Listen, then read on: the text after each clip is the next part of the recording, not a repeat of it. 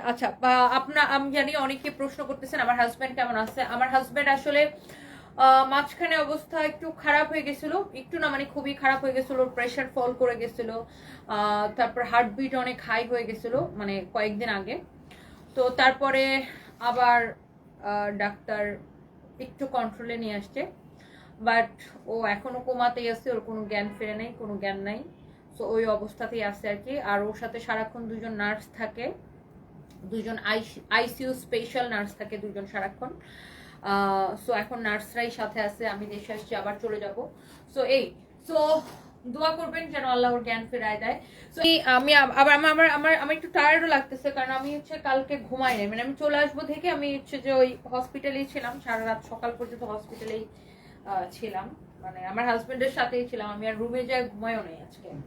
তো এই জন্য হয়তো আমাকে দেখতে একটু একটু টায়ার্ড লাগতেছে। হ্যাঁ, কি হয়েছে আপু? আচ্ছা, আমার হাজবেন্ড হচ্ছে ব্রেন স্ট্রোক করেছিল অক্টোবরের 4 তারিখে, তারপর থেকে সে কোমাতে আছে, আইসিইউতে কোমাতে আছে।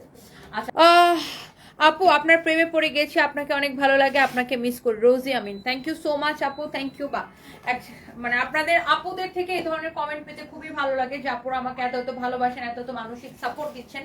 এটা হচ্ছে আপনার ফ্রন্ট পার্ট, এটা হচ্ছে যে ব্যাক পার্ট, এটা হচ্ছে আপনার ফ্রন্ট পার্ট, এটা হচ্ছে ব্যাক পার্ট। এখন পর্যন্ত আমার হাজবেন্ডকে নিয়ে বিভিন্ন মিথ্যা নিউজ করতেই থাকে। এটা হচ্ছে হাতার কাপড়, বিভিন্ন ভিউ ব্যবসায়ী ভুয়া নিউজ পোর্টাল, এরা হচ্ছে এখন পর্যন্ত আমার হাজবেন্ডকে নিয়ে হচ্ছে যে ভুয়া নিউজ করতেই থাকে। So please don't trust them.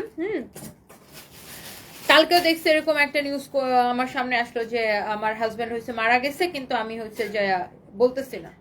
মানে এরকম জুতার বাড়ি খাওয়ার নিউজ যারা করবে এদেরকে ধরে জাস্ট জুতা দিয়ে পিটাবেন, আর কিছু না, জাস্ট জুতা দিয়ে পিটাবেন।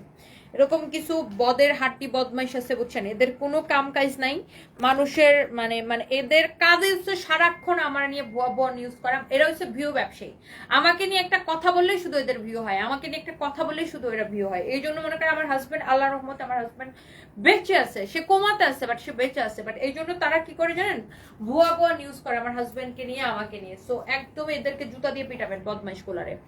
সো এদের কথা কেউ বিশ্বাস করবেন না। সো এই হচ্ছে অবস্থা।